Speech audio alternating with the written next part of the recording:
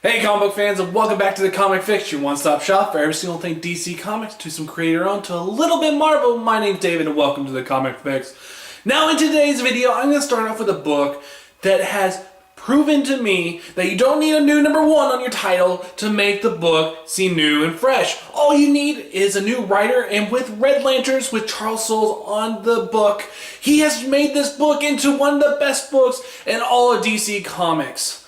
Now, I will be giving away every single issue of Charles Soule's Red Lanterns in this video, where if you comment below and you're a subscriber, I will be giving you every single issue of Charles Soule's run on Red Lanterns so far with the Comixology gifting app. Yes, Comixology is the one website where you can find anything that is comics. You don't have to wait and go to your comic book shop. You can get it now.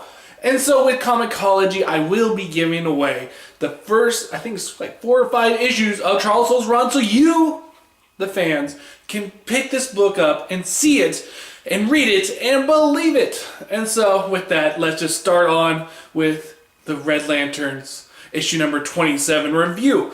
So the Red Lanterns have just went and freed this alien race from some tyrants. And so now, with the start of the issue, we have a monument going up for the Red Lanterns. At this point, you definitely do get to see that Charles Soule's writing is just pitch perfect for this team. This team feels likable and relatable. Now, Guy Gardner, he has one thing that he wants to do. He wants to go back to Earth. And I love at the point where he says, I'm going back to Earth, and would you guys like to join me? At this point, you just get to see a little bit of glimpse of personality through the Red Lanterns and some relatability. Because that's one thing I thought this book was lacking completely, is that throughout the 2 years that Red Lanterns has been going on, the lack of relatability to these Red Lanterns has been one of the most downfall of this book. But with Charles Soule at the helm, this book has become relatable. And so when you see the Red Lanterns go to Earth, I just absolutely love it. So Guy Gardner, he goes and tells the Red Lanterns, I put in your ring some places for you guys to go and check out and see what Earth has to offer. And you see the 2 Red Lanterns going off, and it's some of the most funny scenes that I've read this week happen in this book. I'm not going to ruin it because that's just the complete fun of it. So, what does Guy Gardner's I do? He decides to go and see his girlfriend after all. Go get some. But no, his girlfriend has a little bit of other things on her mind. And with these scenes between Guy Gardner and Ice, you definitely get to see Guy Gardner's what he sees in himself with him being a Red Lantern. He looks at himself as a drunk who goes in, dives deep into alcohol and finds that alcohol has no power over him anymore. And with Guy Gardner, he has always had rage. He has always been that hothead. But with him diving deep into the Red Lanterns, the Red Lanterns have turned him into a person that can control his anger and he can actually do some good. And it was at this moment you just see that Charles Soule understands what it means to be a Red Lantern and what it means to be enraged all the time. And you're not a mindless beast. You're a person who has taken control of this power of rage, and you would use it to your benefit. I absolutely love this book. I love this series. This series has so much personality in it, and everybody needs to try it out.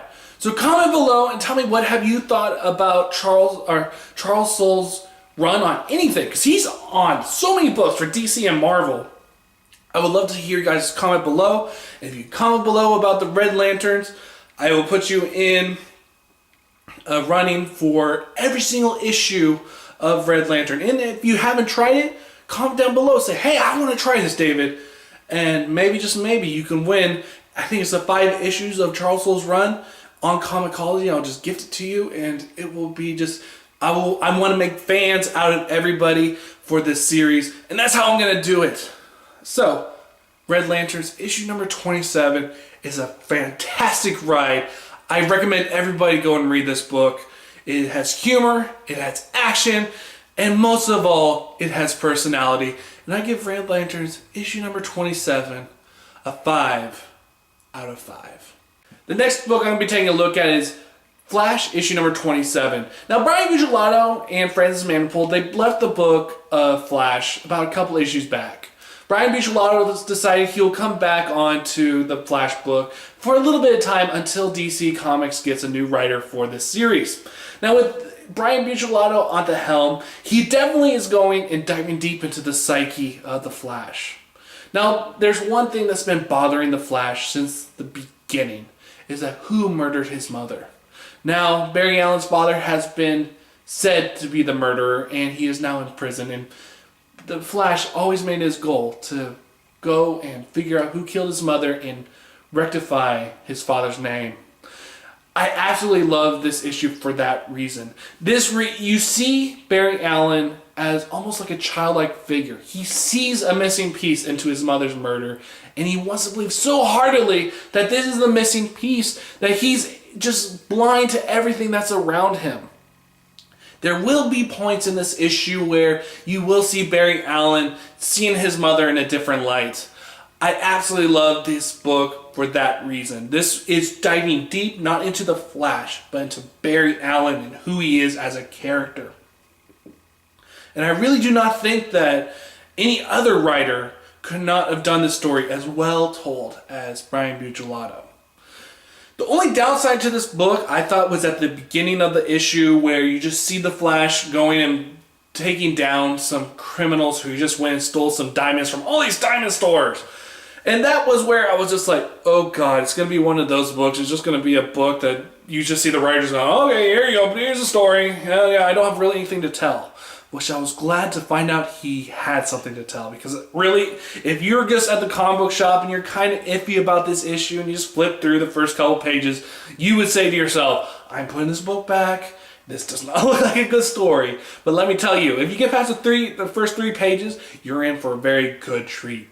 I absolutely love this issue. I loved where Brian Buccellato was going with the story. Just the first 3 pages were not all that good. So with this issue, I'm going to be giving it a 4 out of 5, and I'm pleasantly surprised that without the artwork of Brian Buccellato and Francis Manapul, that this book can stick to what its strengths were, because the artist that was in this issue, he did a pretty damn good job. So, The Flash issue number 27 gets a 4 out of 5. The final book that I'm going to be taking a look at for this video is Aquaman issue number 27. Now, with Jeff Johns off the book for the past 2 issues, Jeff Parker has his hands full. He has to live up to what Jeff Johns did with the character and maybe take the character a little bit more forward. Now, one thing I do like to say about Jeff Parker is that he does have the same voice that Jeff Johns had for Aquaman. He still has Aquaman facing the fact that he is still part of the human race and also the Lantian race. Now, there has been this beast that has been leashed upon the human race, and it's off to Aquaman to save the day. But the catch is that this beast is not just a beast, but it was once the defender of the Lantian kingdom. And so I love this point where you see Aquaman facing off against this beast, and you see the Lantians looking upon their king destroying this beast. And they say to themselves, don't they know the heritage of this beast? That it was once our protector, and now our king is killing it. I love the parts where Aquaman goes and looks inside the beast's mind and finds that there is something more to this that meets the eye. I like what the story is going through. The only downfall I can see to this book is that for new readers will see this book and see that Aquaman is just finding another beast from the ocean. And they'll say to themselves, there's nothing new here. But what I do like is that how Jeff Parker is still taking the same voice for Aquaman that Jeff Johns had. And it feels like a natural progression in the Aquaman story. And that was the most pleasant thing about this issue. I cannot wait to see what happens next. And I absolutely love the reaction of the Atlanteans when they hear that Aquaman has saved the day, and they hear the humans saying to him, Aquaman, over here, can we have almost like an autograph, and we just want to thank you. And the Atlanteans recognize that they still cannot get over it, that the human race does not look at King Arthur as a king, but just as another hero or another superstar in their midst. I like this. I like the way that Jeff Parker is still continuing on the same path that Jeff Johns has done. And there is some intrigue in some subplots, and I cannot wait to see what happens next. And I'm pleasantly surprised, and I can tell all you all that yes, without Jeff Johns on the book, it still has the same heart, and it still has the same feeling.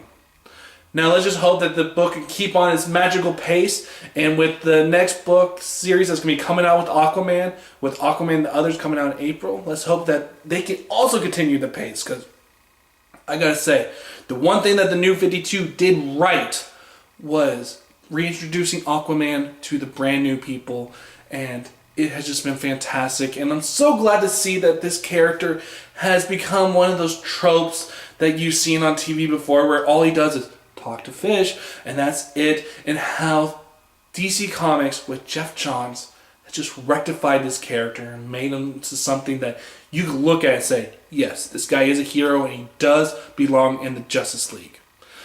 So with that, that is the end of this video. And oh yeah, I think I forgot to give Aquaman issue number 27 a score, and it gets a 4 out of 5. And so with that, remember, comment below, and one of you lucky people will get every single issue of Charles Soule's run on Red Lantern. So one of you, if you comment below, and remember, you have to be a subscriber also, comment below, just tell me what you love about Charles Soule, what you read today, anything, and you will be in the running for the next great series of Charles Soule's with the Red Lanterns. And who knew that this book, the Red Lanterns, could be one of the best books in all of the Green Lantern line.